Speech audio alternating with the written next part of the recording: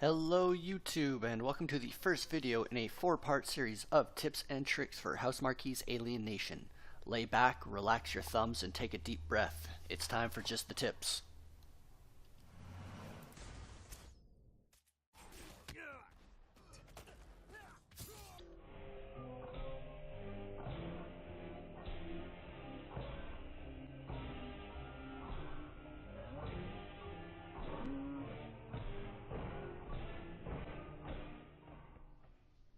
Ladies and gentlemen, welcome to Just the Tips. I am indeed Misa Perfect with Second Nature Gaming. Today we are taking a look at some general tips and tricks for Housemarque's Alienation. If you are new to the title, Alienation is a top-down, twin-stick shooter action RPG. If you have played games like Zombie Nation, Helldivers, or Gauntlet, then you know the feel of the genre. Let's get started. Number 1. DLC. At the time of recording, Alienation costs $19.99. The season pass will set you back an additional $9.99 and you will not be disappointed. The season pass includes a weapon hack, vortex grenade, devastator, collapser, and a fast track to level 15.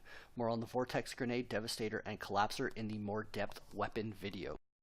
In Alienation, each class is restricted to specific weapons. For example, if you are a tank, you are using the energy gun as your primary weapon. The weapon hack means you are no longer restricted to one type of weapon. This allows you to both find weapons for other classes and the ability to equip those weapons. This feature alone, in my opinion, makes the season pass worthwhile. The ability to fast track your hero to level 15 increases the difficulty of your game and offers you a greater chance at better quality drops. Number 2. Do not stop moving. Alienation is a quick-paced, hyper-stimulating game. When you are engaged, shit will be going down all around you. Enemies jumping or shambling towards you, bullets firing in your direction, and enemies potentially warping in behind you. A stationary player is a dead player pretty damn quick. Number 3. Retreat. Don't advance. If and when you have to run away, 99% of the time, run back the way you have cleared. While some enemies might have spawned behind you, at least you are not running into endless packs of mobs. Number 4. Health drops, energy recharges, and ammo refills do not despawn. If you are full health or full on energy, leave those recharges on the ground. One additional reason to run back and not forward is to have the bonus of rushing towards health and recharges when you need them.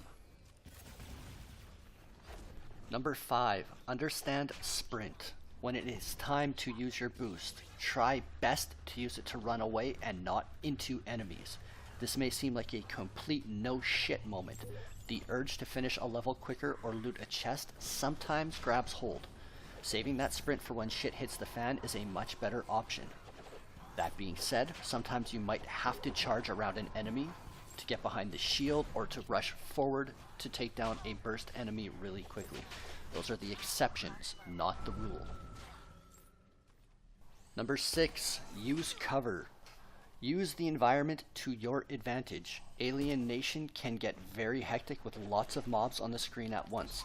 Line of sight is your friend, as is vaulting over objects at strategic times. Take advantage of the fact that enemies cannot vault after you and consequently have to run around an object.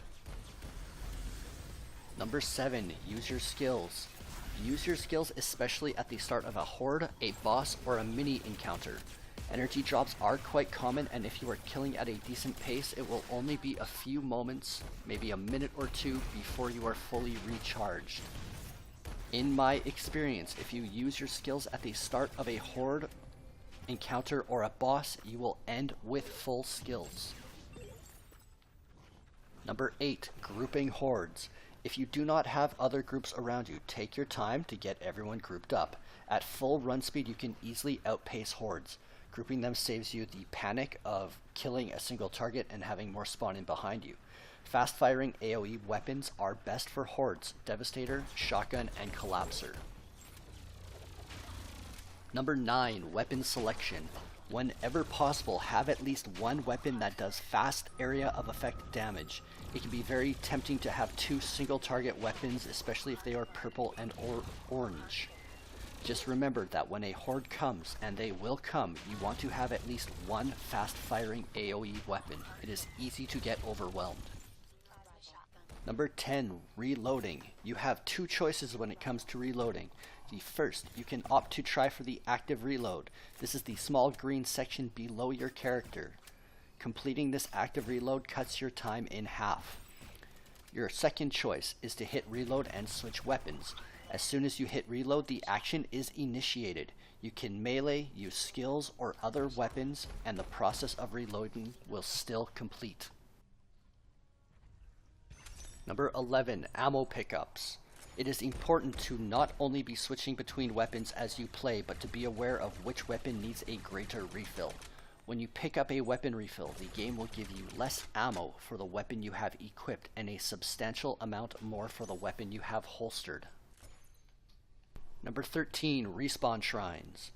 For the first 3 respawn shrines you destroy on each mission, you will receive an extra chance at better quality drops. By the time you open your final mission reward or an event loot box, you should be aiming to have 3 bonuses.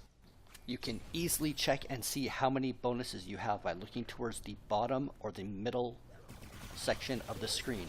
The amount of boxes you see indicates your bonus. Number 14, your combat multiplier. Understanding how the multiplier works is the difference between getting half a level at the end of a mission versus 2 full levels.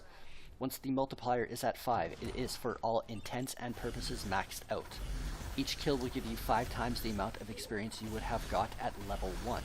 There is, however, much more to this. When you finish a mission, the total experience you accumulate is then calculated against your modifier. Having the highest possible modifier at the end of a mission is top priority. While a multiplier of 5 is the max you can have as a new character, the league you are in determines how high your multiplier can go. Bronze will be 5, silver will be 6, gold 7, platinum 8, diamond 9. Number 15, Xenoflowers. Throughout the game you will encounter 3 different colored flowers, red, yellow, and purple. Each flower gives unique bonuses for a standard 1 minute. This duration can be increased via skills. Purple flowers give you a bonus to your combat multiplier. It can be tempting to pick up the purple flower as soon as you see it. If you find one close to the evacuation point, hold off until the mission is done. The higher your modifier when you open the final mission reward, the more experience you will receive when you complete the mission.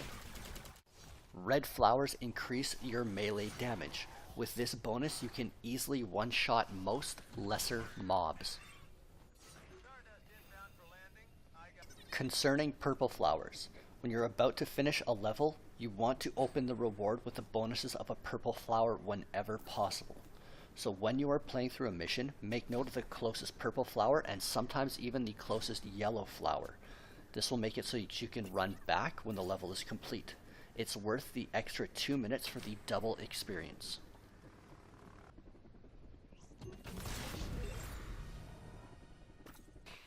Number 16, Legendaries show on your minimap.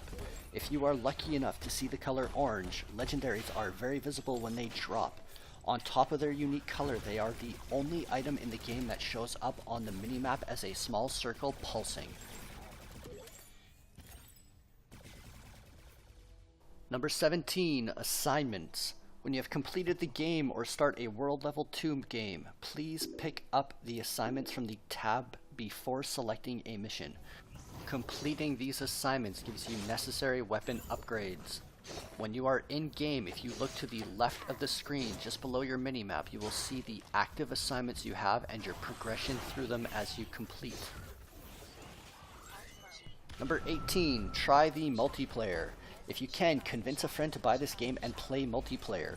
It is one of the best co-op multiplayer experiences, in my opinion, that you will ever have. It will be made all the sweeter by playing hardcore and laughing at your friend right in their face when he or she dies. Number 19, use the turrets. Well, a lot of turrets in this game will be strictly decorative. Some you can activate to get a little bonus fire on. Use them to your advantage. Ladies and gentlemen, my name is Misa Perfect with Second Nature Gaming. This has been Just the Tips, part 1 of 4 for House Marquee's Alienation. Join us next time where we will break down the different character classes available in Alienation. If you found this video useful, please do hit like and subscribe to show your support, and we will see you next time.